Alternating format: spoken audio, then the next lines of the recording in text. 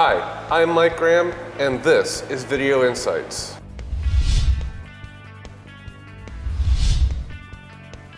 So virtually every TCP/IP fixture at Chauvet Professional has a web server built into it. What the web server allows you to do is log in remotely from a laptop or a desktop computer into the fixture to be able to access almost all the information inside the fixture. You can also make changes inside the fixture from the web server if you need to, or in a pinch, you can use it as a software uploader. I'm here with Sam Baldwin. He's our product manager from Europe. Sam's actually had opportunity to use the web server to get him out of a few jams. So Sam, can you tell us about those situations? Well, one particular example was at a show called BPM a few years ago. We were setting up Nexus 5x5 in the main arena. I think we had something like 48 panels of Nexus 5x5 with a mix match of different versions of software. So the panels were responding differently to what we were sending via ClingNet. But because we were able to pull up all of the IP addresses, we just logged into each panel, updated the software version to bring them all up to the same amount, same software, and then we ran the show. But it saved us masses of time, because if we hadn't have been able to remote upload the panels, we'd have had to physically take down every single panel, plug it into an uploader, and put it back in again, which on a load-in where you've only got one day is not really time that you can afford to take.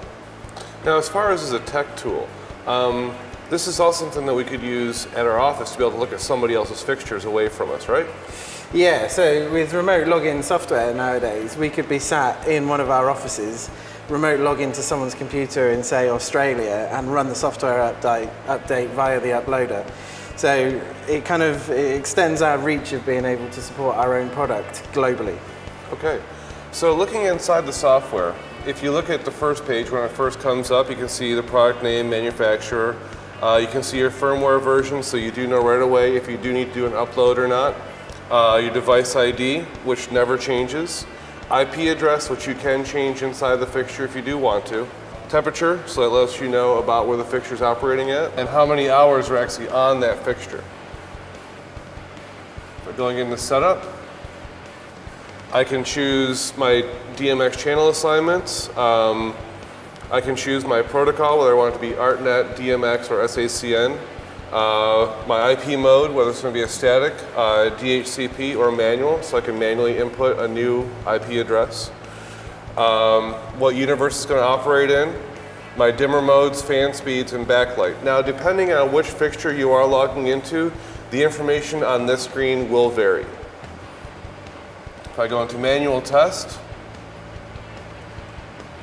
I can choose to test a fixture just to see how it does operate.